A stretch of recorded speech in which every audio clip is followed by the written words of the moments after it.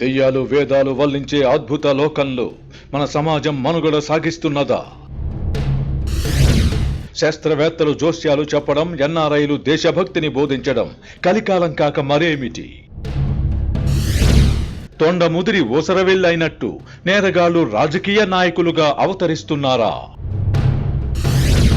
ప్రజలను దోచుకునే రాజకీయ దొంగలను మనమే ఓట్లతో పాలకులుగా మారుస్తున్నామా?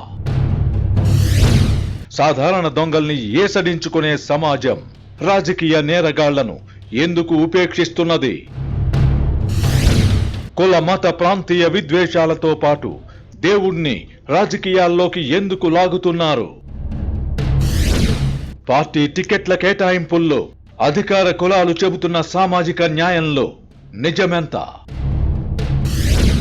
ప్రాంతీయవాదాన్ని గరిష్టంగా వాడుకున్న కేసీఆర్ను అదే తెలంగాణ ప్రజలు ఓడించడానికి కారణమేమి?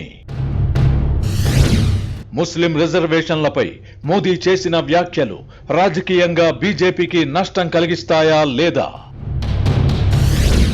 అనేక ఆర్థిక నేరాలలో నిందితుడైన జగన్ రెడ్డి విలువలు వల్లెవేయడం చూస్తే రోతనిపించదా? బలహీన వర్గాలకు కొన్ని టిక్కెట్లు విధిలించి అదే సామాజిక న్యాయం అంటే నమ్ముదామా? ఎన్నికల వేళ ఏపీ సమాజం జగన్మోహన్ రెడ్డి అనుకూల వ్యతిరేక శిబిరాలుగా విడిపోయిందా? ఎన్ని బటన్లు నొక్కినా ఈసారి జగన్ను ఇంటికి పంపాలనే కృత నిశ్చయానికి ప్రజలొచ్చారా? జనం గుండెల్లో చోటు సంపాదించలేని జగన్ రెడ్డి వారి మీద తన ఫోటోలు రుద్ది మురిసిపోతున్నారా? సుప్రీంకోర్టు ఆదేశాలు సైతం అమలు కాని ఆంధ్రప్రదేశ్లో రూల్ ఆఫ్ లా కుప్పకూలిందా? సకల వ్యవస్థలు ధ్వంసమైన ఆంధ్రప్రదేశ్లో ప్రకృతి జోక్యం చేసుకోవాల్సిన సమయం వచ్చిందా?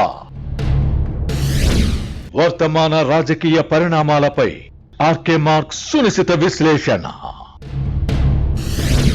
We can comment by RK. ఈ రోజు రాత్రి 8:30 నిమిషాలకు